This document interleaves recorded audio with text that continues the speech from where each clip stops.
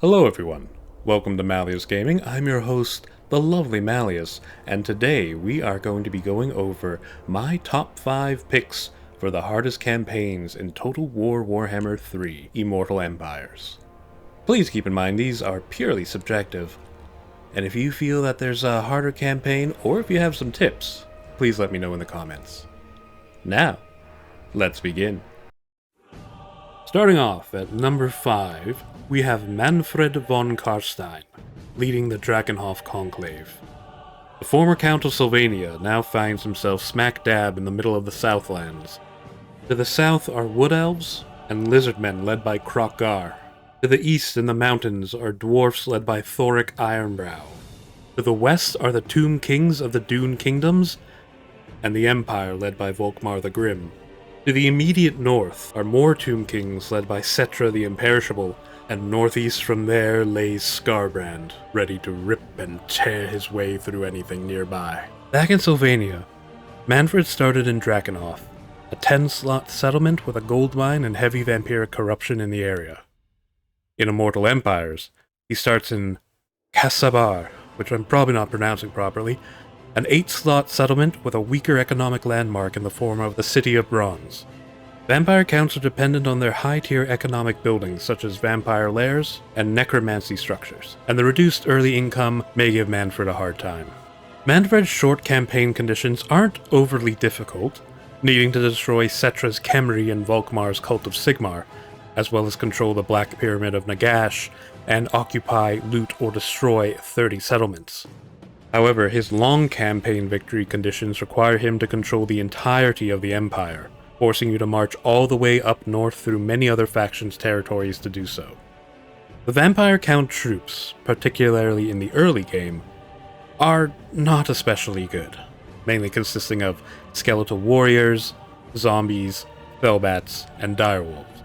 The Tomb Kings, whose initial forces also are generally low quality, have the added advantage of ranged firepower and army-wide healing, as well as powerful Ushabti summons. Mannfred's elite troops, such as Graveguard, Black Knights, and Vargeist, are definitely powerful enough to give him an edge, but he'll have to work hard in the early game to develop a strong enough foothold. Taking our number 4 spot is Nakari, Keeper of Secrets and leader of the Seducers of Slaanesh. Nakari has begun an invasion on the northern coast of Ulthuan, starting off at the Shrine of Kurnos in the High Elven province of Trace. The Greater Demon is surrounded by foes who absolutely hate him and everything he stands for, including some of the most powerful legendary lords in the game.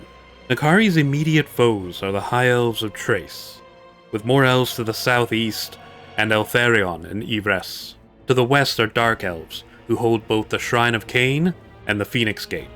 South of the gate, within the inner ring of Ulthuan, is Alariel the Everqueen in the province of Avalorn, and along the southern coast of Ulthuan is Tyrion, Nakari's archenemy in the province of Etain. Nakari's short campaign victory conditions involve destroying Avalorn, Etain, and Ivres, which can be difficult due to their legendary lords. Additionally, he has to control the Shrine of Asuryan. The long campaign victory conditions requires full control of the entirety of Ulthuan. While Nakari's demonic forces are fast and highly deadly, they are the epitome of glass cannons and have very little armor, if any. With a strong focus on hard-hitting cavalry, Nakari may find it difficult conquering the High Elves who specialize in defensive battles with many units of highly skilled spearmen and archers. Taking the fortress gates with their powerful garrisons is especially going to do a number on Nakari's fragile troops. Coming in at number 3 is Kostaltyn, the Supreme Patriarch of Kislev and leader of the Great Orthodoxy. Warhammer's version of Rasputin starts off on the western coast of Kislev and begins in possession of the port city of Erengrad. However, Kostaltyn isn't particularly popular with the local Kislevites. He starts off at war with the Ungol kindred, and is on extremely poor terms with the nearby Druzina Enclave and Tsarina Catherine's Ice Court. While Kostaltyn does have potential allies to the north and south, they are likely to be destroyed fairly quickly by the Slaaneshi Demon Prince Azazel and the Nurglite Leech Lord Festus, respectively. Apart from Erengrad, what does this crazed firebrand have going for him? He buffs some of the worst units in the Kislev roster. Okay. A 20% ward save on Patriarchs is pretty good, and plus 5 melee attack and leadership on Kossars makes an already decent early game unit a bit better, but the same can't be said for Kossified Dervishes and Horse Archers. These are units you're going to want to replace as quickly as possible, so out of the early game, your more elite units won't be expecting much in the way of buffs. As far as victory conditions go, Kostaltyn has to amass 600 supporters as part of the Kislev devotion mechanic, occupy, loot, or destroy 30 settlements, and destroy the Skaven faction of Clan Moulder for his short campaign objectives. For the long campaign victory, you'll need to occupy, loot, or destroy 70 settlements, as well as wipe out some extremely powerful Chaos factions, such as Archaon's War Hosts of the Apocalypse, the Demon Prince's Legion of Chaos, and Azazel's Ecstatic Legions. While Kislev has some powerful late-game units, Kostaltyn does not provide any benefits for them as a legendary lord. His starting forces don't even have any frontline troops for the early battles, which can leave your fragile range units and cavalry vulnerable. His starting settlement, Erengrad, makes for a great region to build from, but the nearby Chaos forces are extremely powerful and can easily overwhelm his rage and bean-filled old man. Taking the number 2 spot is Skarsnik, Night Goblin Warlord of 8 Peaks, and Chieftain of the Crooked Moon Tribe. Skarsnik's had a bit of a change from the previous games, and now starts far closer to his goal of Karak 8 Peaks. However, the tricksy goblin now finds himself stuck between two of the angriest dwarfs in all of Warhammer. The Anvil, that is High King Thorgrim Grudgebearer, and the Hammer, that is the Slayer King Ungrim Ironfist. Skarsnik's short campaign victory conditions consist of destroying the Crooked Moon mutinous Gits, taking out Clan Angrund under Belegar Ironhammer, and exterminating Clan Moors under Queek Headtaker. Additionally, Skarsnik has to control Karak 8 Peaks and occupy, loot, or destroy 30 settlements.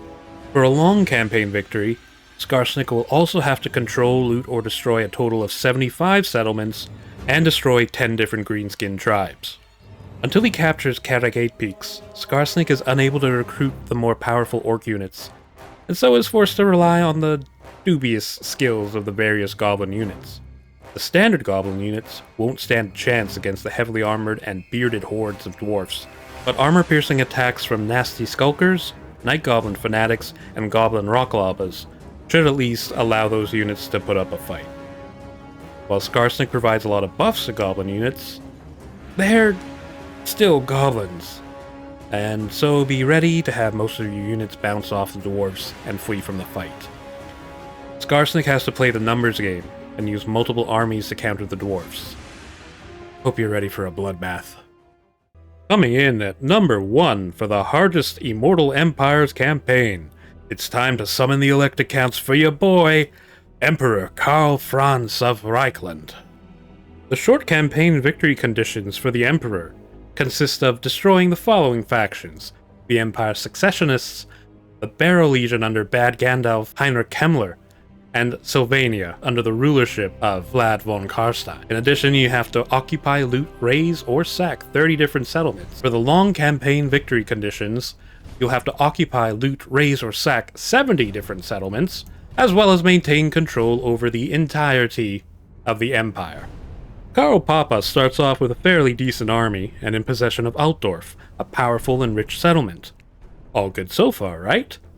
Problem is that the rest of Reichland is under control of a rebel Empire faction, including the Fortress Gate of Helmgard. Taking Reichland isn't too difficult, but if the rebel forces bunker down in Helmgard with its powerful garrison, then be ready to take so many casualties climbing those walls. But wait, there's more! Karl Franz is completely surrounded by powerful enemies. While it seems like there are plenty of friendly Empire factions around you, they're all pretty much incapable of defending themselves. South of Helmgard, be ready to face hordes of greenskins under Grom the Paunch. To the west is the rogue city of Marienburg, who will attack you if given the opportunity. To the east lies Sylvania and the vampiric armies of Vlad von Carstein.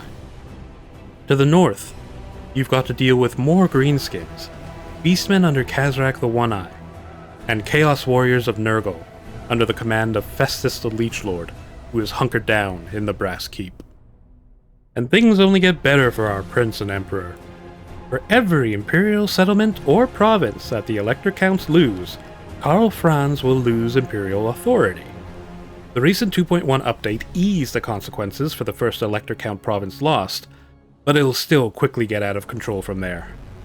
You'll have to try to maintain enough forces to protect your own holdings.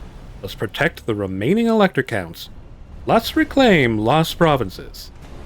If you're unable to reclaim lost territory for the Elector Counts, your Imperial authority will drop so low that the remaining Empire factions will then declare war on you. Just adding on to the cluster that is the Reichland campaign. Well, if you made it this far, I hope you enjoyed the video. If you did, please leave a like, comment, and subscribe. It would help the channel out a lot. You can find my socials in the description below. I hope you had a great day, and I'll see you in the next one. Bye!